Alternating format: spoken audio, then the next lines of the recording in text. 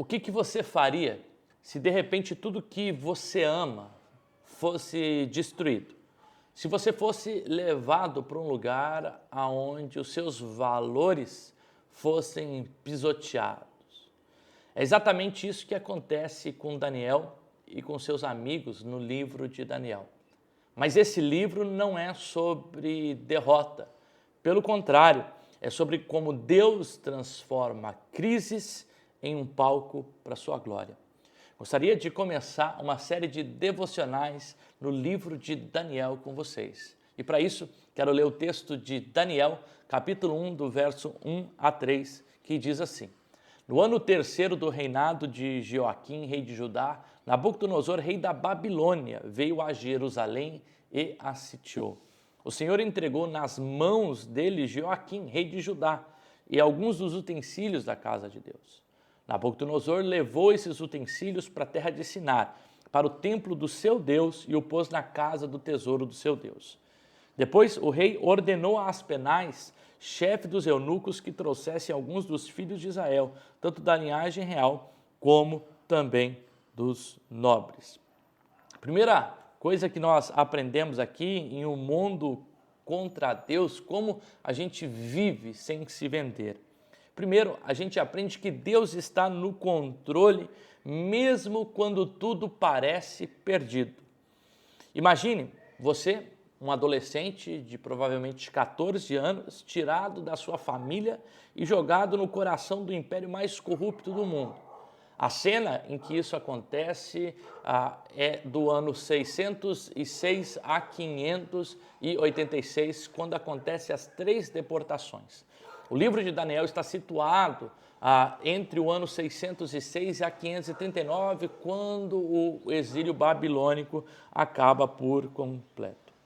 Qual é a missão de Daniel? Ele é chamado para servir o rei que destruiu a própria nação. Em Daniel 1:2, como nós lemos aqui, diz que o Senhor permitiu que Nabucodonosor levasse o rei Joaquim e Judá para o exílio. Deus permite o exílio. Por que Deus permite o exílio? Às vezes, nós aprendemos que Deus permite o caos ou o sofrimento a fim de que a sua luz brilhe em meio às trevas. Assim como Daniel na Babilônia, talvez você esteja num local que seja hostil à presença e os valores de Deus, ou até, quem sabe, em um país que persegue os cristãos. No entanto, nós aprendemos com esse texto que Deus não erra endereço e que Ele faz a movimentação dos seus povos a fim de que a sua glória se estabeleça e a sua missão se concretize.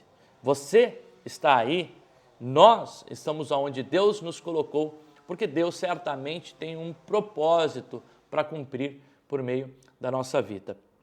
O plano de Deus muitas vezes inclui até mesmo os nossos erros, ou quantas vezes Deus utiliza os nossos erros a fim de que até mesmo o seu plano seja cumprido.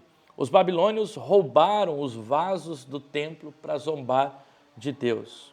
Mas o que eles não sabiam é que Deus usaria essa humilhação para julgar Judá e alcançar os pagãos.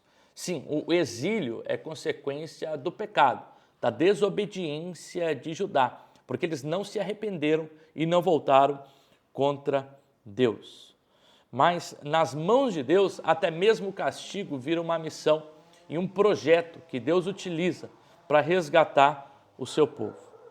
Aonde estamos, certamente é o local que Deus nos colocou e o local onde o Evangelho e a presença de Deus precisa brilhar e reconciliar as estruturas pecaminosas para que elas possam culminar na glória de Deus.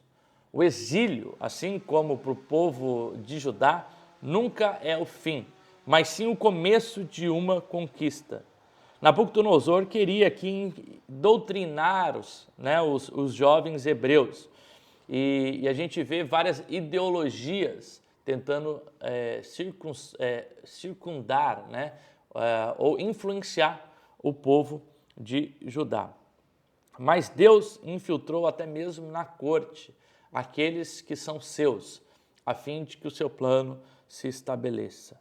Interessante que Daniel, assim como Sadraque, Mesaque e Abednego, são jovens, mas jovens compromissados com o reino de Deus e com propagar o reino de Deus, mesmo em um mundo que é vendido ao pecado e à corrupção.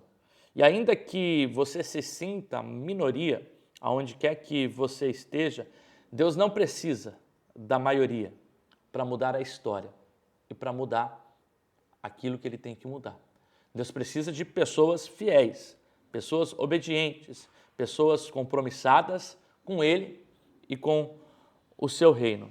A sua solidão pode até ser o terreno fértil onde Deus opera os milagres. Mesmo que você esteja num lugar que é indesejado, certamente aí Deus pode fazer grandes coisas por meio da sua vida. Lembre-se que mesmo no meio do sofrimento e do controle, Deus nunca perdeu o controle.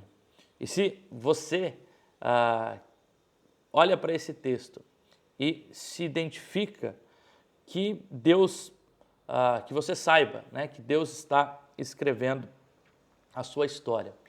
E nós somos agentes do reino de Deus, onde Ele quer escrever a sua história. Que Deus abençoe grandemente a sua vida.